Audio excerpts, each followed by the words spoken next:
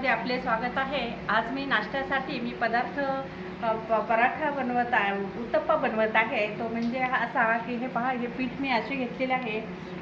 1 वाटी तांदळाचे पीठ घेतले आहे, 1 वाटी ज्वारीचे पीठ आणि पाऊण वाटी गव्हाचे पीठ घेतले आहे। आता हे पीठ मी सर्व मिक्स करत आहे, मिक्स करून घेते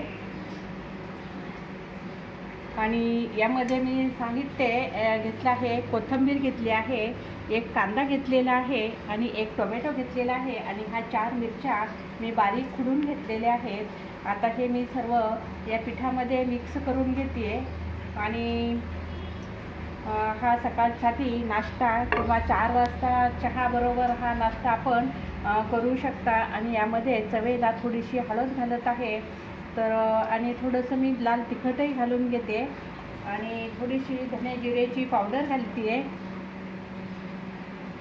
आणि 2 टीस्पून मीठ घालून घेते आणि थोडासा चवेला पापडखार घालत आहे। 1 चमचा 1 टेबलस्पून पापडखार घालत आहे आणि आता हे मी सर्व मिक्स करून घेते आणि याचा मी छान असं धिरडं म्हणा किंवा उत्तप्पा म्हणा किंवा पराठा म्हटलं तरीही चालेल, असा हा मी याचा नाश्त्यासाठी मी छान असा पराठा करत आहे।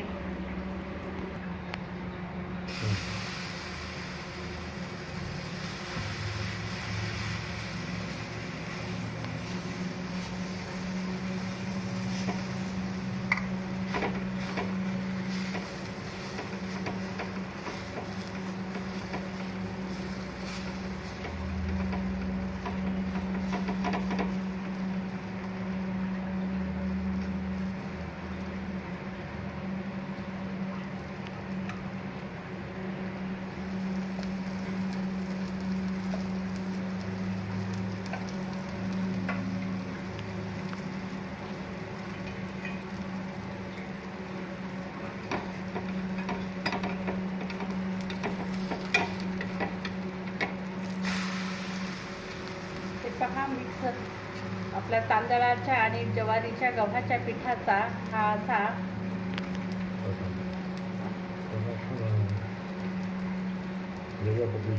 वेगळ्या पद्धतीचा पराठा किंवा उत्तप्पा।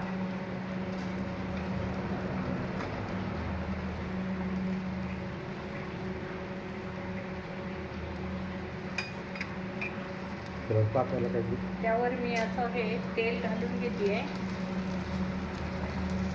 यामध्ये वेगवेगळ्या भाज्या सुद्धा घालू शकता, कारण की मुले भाज्या खात नाहीत ना, तर कोबी, बटाटे, दोडका अशा भाज्या तुम्ही यामध्ये घालू शकता।